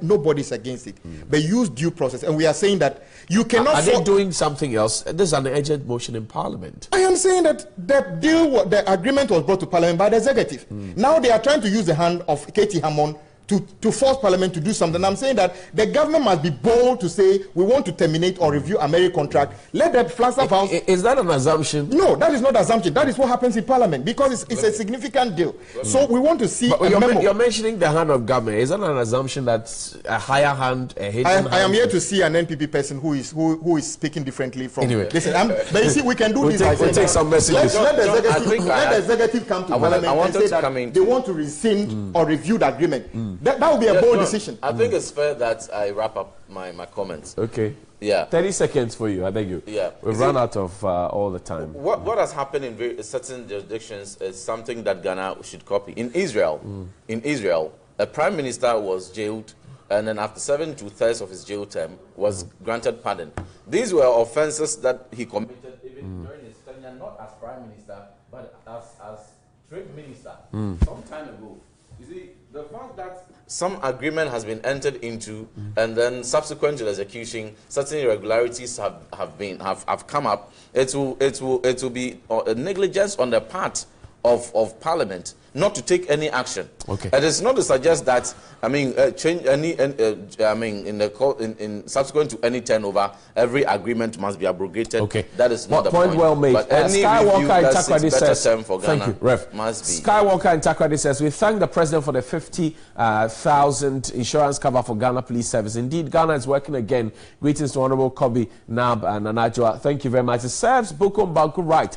He talks too much. I don't think he will fight again in his entire lifetime. Congratulations to Basti. He really thought Africa Mayweather a lesson. Aziz Donline was says the manager of Bukom Banku shouldn't have allowed him to continue the fight up to round 7. It was obviously obvious that Banku was weak at round 6, hence his defeat. Is disheartening to watch the video. However, better luck next time to Bukom Banku. As for Basti, you spoiled my Sunday because I was so saddened with their humiliation. Aziz Donline, please My name is Erica Dai in Kumasi Ashtal. It says, I want to tell you to tell GS and Ministry of Education, we the newly trained teachers are still in the house waiting for our postings within, well, you say this week, or else we'll hit the streets on Wednesday. Mohammed Peter from Tamale says, I think no matter what happened to Banku, remain a hero in this country is in terms of boxing. Okay. Ejadam Enyan Miam says the minority in parliament has, say again. Okay, Nyamem says the minority in parliament has been very fervent with its opposition to every single policy the Akufo-Addo Bawumia-led administration has propounded. They have displayed their aversions to these policies through press conferences, which have largely been determined and concluded to be obtuse.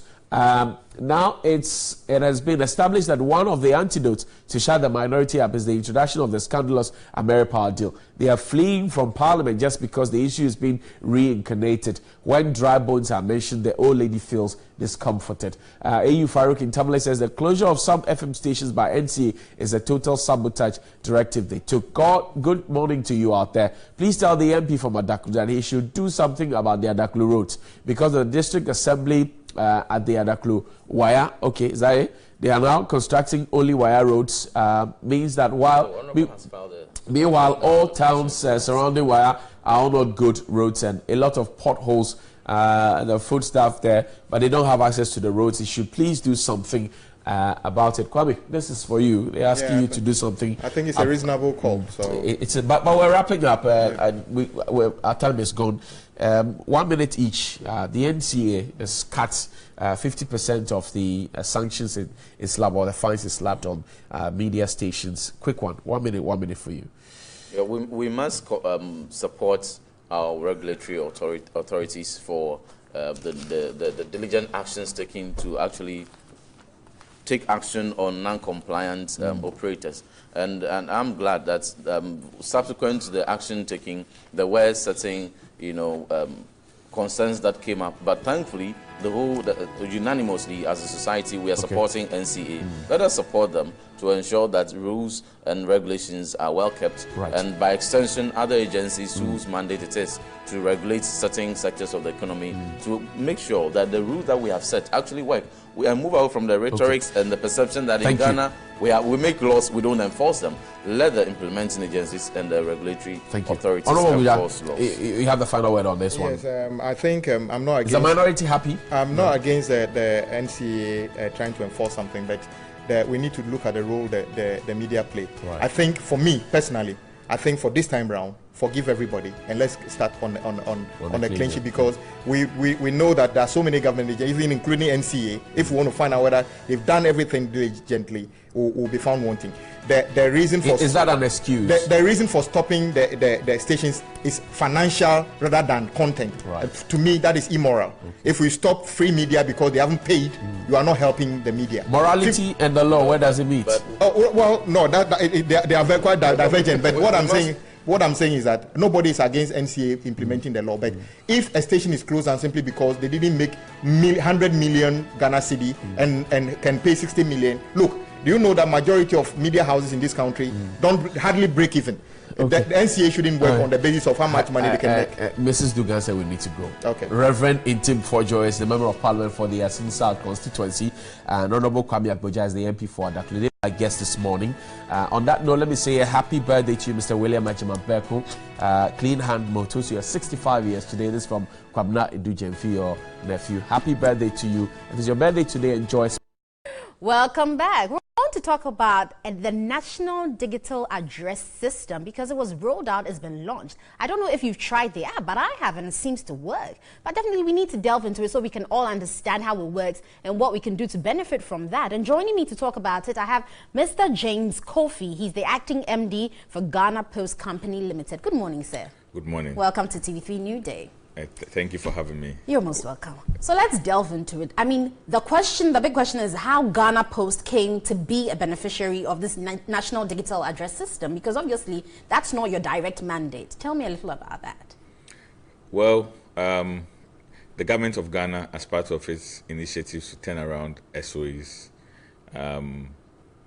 selected Ghana Post as the host of the digital property addressing system. In fact, it's in line with a larger mandate of formalizing the economy. you know, in terms of formalizing the economy, one of the two big pillars are national digital addressing system and then national identification system. So it just, the government of Ghana, you know, basically blessed Ghana Post by allowing us to host such a legacy project, so to speak. This is a financial, I mean, this will come with huge financial demands. How ready was Ghana Post situated to take on this role? Well, the government of Ghana financed everything. So, again, we were blessed to be in the right place. But moving forward, how does Ghana Post plan to take up this initiative and make sure it works? Because already there have been challenges. We've identified a few, which definitely would say with every new program there's bound to be. But how do you plan to work it out to make it work? Well, Ghanaians have overwhelmingly embraced the digital property addressing system. If I ask you to speak now, I believe they're about 120,000 downloads so far in less than a week. The media has also been very supportive in explaining, you know, to all Ghanaians how the system and application should be used, and we are very grateful for that. Obviously, with any system, when you roll it out, you will have one or two technical issues. We've had issues around communications of the how to, and also we've had issues around security.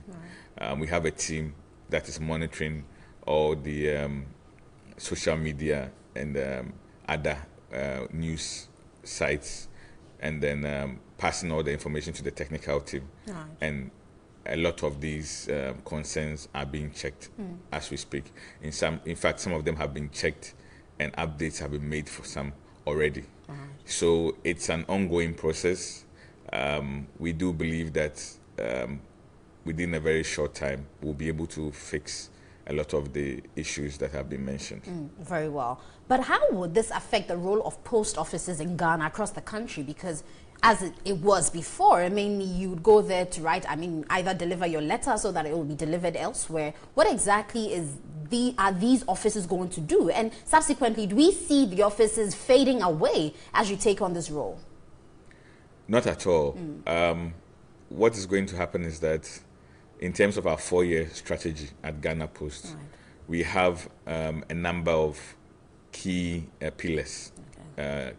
These pillars are e-commerce, on which the digital addressing system is going to come and support, so that we can now do door-to-door services reliably and at a very cost-efficient manner. We also have the traditional services, which we are just going to work to slow the rate of decline, even though we know that the size of it is declining. We are also going to increase our presence in financial services. As most of you know, we are into EMS, mobile money transfers, and so on. We are looking at going into agency banking with some established banking partners. And then finally, the e-services, which is the project of the Ministry of Communications. And again, we are blessed that it sits with Ghana Post. And these e-services are meant to have financial inclusion and also bring services very close to the doorstep of people in the rural areas. So with all this, we believe that we can take full advantage of the digital addressing system, and within a short time, it should be able to pay for itself. Very well. So let's go to the Ghana Post app itself. Obviously, there's been a confusion as to whether it's the same as Asase GPS or they're different. But even before that, when we get into it, how do I get access to the app and how do I use it? Sure. There are two main ways in which you can basically register your address. The first way is through a smartphone. If you have a smartphone, you just go online, you go to the Play Store, and then you look for the Ghana Post GPS. You download it, and once you download it, it takes only a few steps to download it. Once you download it, and the application comes up, you can simply click on Get Address, and it will give you the address of the location where you are standing. So if you want the address for your home, we recommend that you do it standing at the entrance of your home.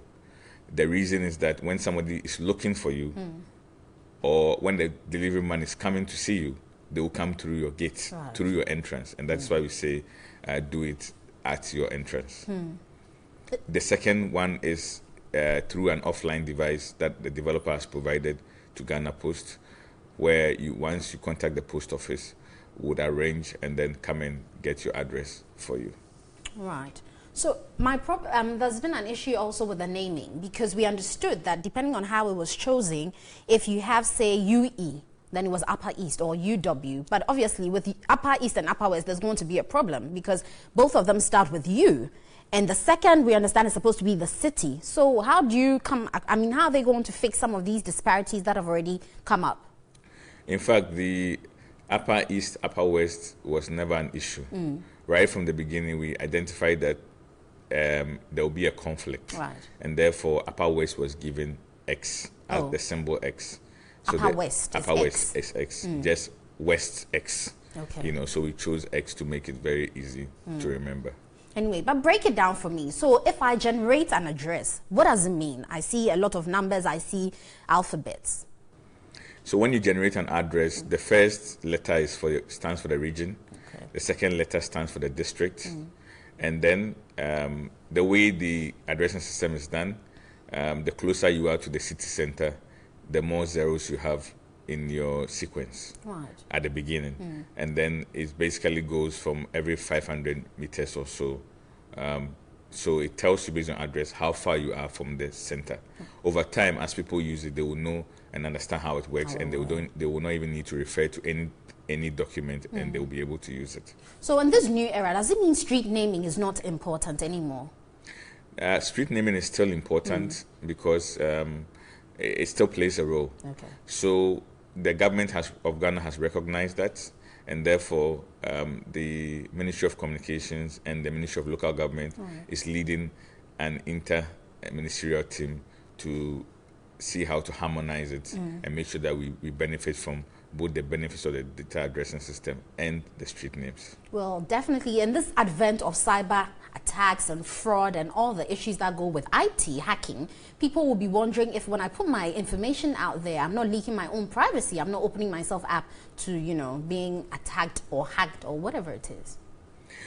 Well, a lot went into building the app and customizing the app, where it now is Ghana Post GPS. So first there's the system architecture, which is secure. Obviously, security is an ongoing process, and even as you build the system, there are challenges that come up. Then there is the level of what you do with the data once it is collected, and that is protected by the Data Protection Act 843. And so all those at Ghana Post who are going to have access to the data will only have to have it on a need-to-know basis, and the right access levels will put in place. Thirdly, there's also an interministerial committee that's been set up with the likes of national security, police, and others on it to ensure that the data is used for the purposes for which it is intended only, and that any breaches are dealt with immediately. Now, having said that, we have been monitoring all the social media space, and we do recognize that there are some concerns that have been raised around security. Our technical teams are checking those out, and we'll provide solutions to any of them that are found to be credible. Finally, before you go, with the emergency services, I'm very interested because we know ambulances having to, you know, locate where a patient is and even get them to the hospital has been a challenge. But in the event that I haven't saved my house address on the phone, but I call in or I press in the emergency services, are they going to be able to locate my exact placements at the time? No. What you need to do is to register your address. After you get your address, there is under the menu button, which is at the top right-hand corner, there is a process to register your address.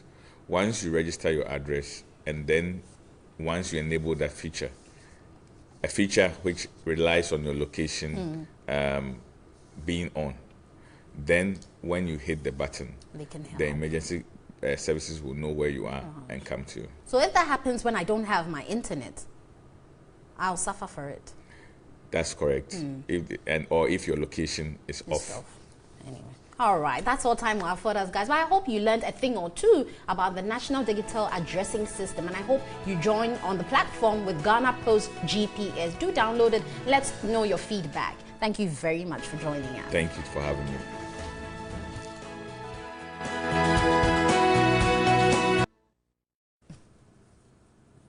Welcome back, and thank you very much. Happy birthday to you, Mr. William Ajimabeko. It's your birthday today. You're 65, clean hands, mottos, and this from your nephew, Kwabna Edujemfi. On to the screen now. So this morning, when I left to en route to the office, I saw this. This has been there at the Kwame Nkrumah Circle. If you know where the rail line is, this will be very familiar to you. It's just by the in between the VIP bus terminal and I think there's a remedial school on the other end, the pedestrian market, right in the middle. The laws says that there should be space, a lot of space, about 50 or 100 meters, a distance of that between the rail line and what we have here. But this is it. This is how the situation looks like. The AMA is moved in, it's demolished. But the last time I spoke with the mayor of Accra, he mentioned to me that indeed the land belongs to the railways, so that even if they spend money to go and demolish these structures, the rail lines have to ensure that. And yes, you find that this is not too visible because of the distance, but it says Bese 2 land, keep off. So the guys at the Bese 2 lands are also very much interested in it. But look at the densely populated area. Densely populated area. And this is not so good. Well, perhaps you want to look at another perspective of it. And just when we were brooding over it, we're told how a train has been derailed on the Tesano stretch. Train has been derailed on the Tesano stretch. As usual, our inquisitive nature as Ghanaians has gotten the better part of us. We don't care where it is. And this is it. This is the inquisitive nature. That's it. So imagine if this didn't fall right on the side, but went on to fall, a few meters away from it.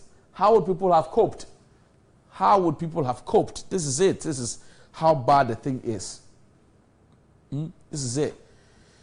And sometimes you wonder, I don't know what you think about this, but clearly I'm very livid this morning. But even the one you showed from Circle seems to have a better buffer zone than these ones. These go back to the Tesano one. This actually looks like the railway, the ground beneath it is eroded. There's literally nothing to even support the road. Yeah. And so if that actually fell off, the children who were playing in the park or anyone in that vicinity will definitely suffer for it. This will topple over. So we should if it's running at top speed and it skids off. There is no support whatsoever. This is appalling. This is not what we want. Yeah, we want the systems to work. They've been talking about revamping the railway system, but the ones that exist, they should improve them. They should make it better. And you know what's sad about this situation at the Kwame Nkrumah Circle area? And it goes all the way through to Sawam, where we're told in the story that we did, an exclusive we brought to you, we're told of how even officials of the Ghana Railway Authority are selling the plots of land meant to be buffer zones to people to go and start their shops and their homes and what have you. You wonder if they understand the importance look at of this. the buffer This zone. is not just a business area. It's illegal and it's a brothel. It's become a brothel. So if you get to Kwame Nkrumah Circle and you take a right turn onto the rail line, you just get through it. You can't walk through there at night on your own. If you are not a known face there, they will deal with you.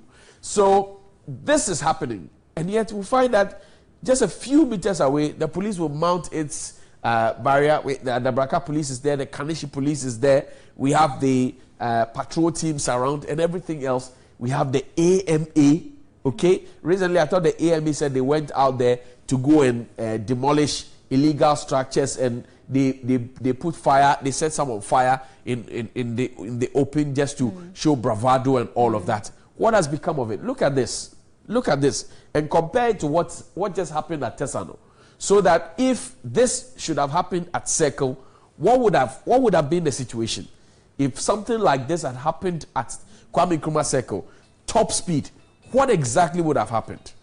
What would have happened? It definitely looks like there weren't any casualties. We're grateful for that. I hope that's what the situation Well, but is that not what we always say? That there were no casualties, and so yes, and then we stop, and then we allow the thing to move on. Really? I mean, what exactly is our problem? What hit us?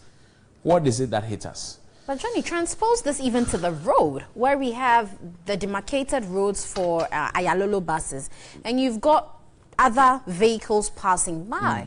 And I remember the AMA came out strong that they were going to make sure people don't use it. They're going to put task force agents on the street. But you don't see that happening. Well, I tell you what, Numo Blafo issued a statement last week and says that it's been suspended until they get a new board. Right. You know, the old board is extinct. So a new board until they get a new board. And I'm wondering, look, these are institutions. Ayalolo is an institution. The AMA is an institution. City authorities must collaborate and work together. So that if we don't have one board, does it mean that we go to sleep? No. What happens? I mean, when this country, when an Ayalolo bus official stepped down to go and ask, what do you call it? An Iyoko official, why he had parked the vehicle at the BRT bus stop. And he was handcuffed. He was handcuffed for asking the legitimate question. Exactly. I mean, really, what is the problem? Yeah. What is the problem? So when it comes to road, I mean, it seems we're getting so many things wrong. We don't learn well. Look, this real thing must be dealt with ASAP. Look, we will sit down, watch this happen, and then we'll have people come and say government should go and compensate the people and go and deal with them. Where were we when they were setting up around the rails? The laws are clear. You don't go to the UK, US, South Africa and find people living by rails. It doesn't happen. It is not proper. So why do we endanger our lives? And we have officials watch people endanger their lives. So the question I ask is, when people in authority, at the railway department, at the railway authority, at the AMA, at the Ghana police, national security, when they all wake up and they take their bath, they eat their breakfast, and they tell their wife and children they are going to work, or their husbands and their children they are going to work. What do they go to work to do? What exactly do they go to work to do? Or is it just the building they go and enter? I don't get it. They just Look, register their presence. Cerebral palsy. Last Friday we had a conversation here. The law has been on the shelf for 10 solid years. And the mothers who are going through it, they don't feel included. At all. They don't feel included. We are only interested in big English, fine laws, sweet procedure, appoint this, Mr. That, board this, board that. How does it work when you realize you've put together good laws, but it's not working, you haven't enforced it? Then what is it? Is it just meant to be in the books for us to read and become history? We'll say, oh, once in the lifetime it was passed as such, but nothing was done about it. That is rather unfortunate, because CP, for me, Johnny, we have so many of such children, and I think, like the woman appealed for, it's very basic. If you took on a mother to just be in a school where she can take care of her child and other CP children, because she's better suited to do that, really, you just give her something small, a nice package. I'm sure she'll be more than grateful to help, and that will be contributing to society. So it's high time government looks at it. It's very basic. It's simple. I don't know why we wouldn't do it. We just don't see these health issues as priority. That for me is the basic very point. Very good point. That is just what it is. I spoke with a music therapist who said that in the US, where she had opportunity, she's Ghanaian, in the US where she had opportunity to work, music therapy runs through things like that, even for bipolar and everything. Now, the treatment of those are free. The treatment for those things are free. It is not their fault. It's a medical situation. Now, a mother who has 4 children with cerebral palsy, what is she supposed to do? What can she do? What possibly can she do? Almost all the mothers who have children with cerebral palsy, aside the stigma, have always contemplated suicide at one point or the other, because our social protection fiber is weak and broken. And yet we have a ministry for gender, children and social protection. It used to be women and children until it became gender, children and social protection. And yet there's a hidden dagger. It doesn't work. Johnny, without a CP child, even living in life, it's difficult in itself in Ghana. How much more having that burden of having a child who has some disability of a foot? I mean, and it's no fault of the parents. It's not the mother's fault. It's not the child's fault. So how do you cope with that? Anyway, guys, that's all time we have. Well, time we'll should rant have allowed as usual. Us a lot more, we'll definitely rant, but we hope authorities take on the course and chatter a right path. At least let the future say you did something good for them, even now. Anyway.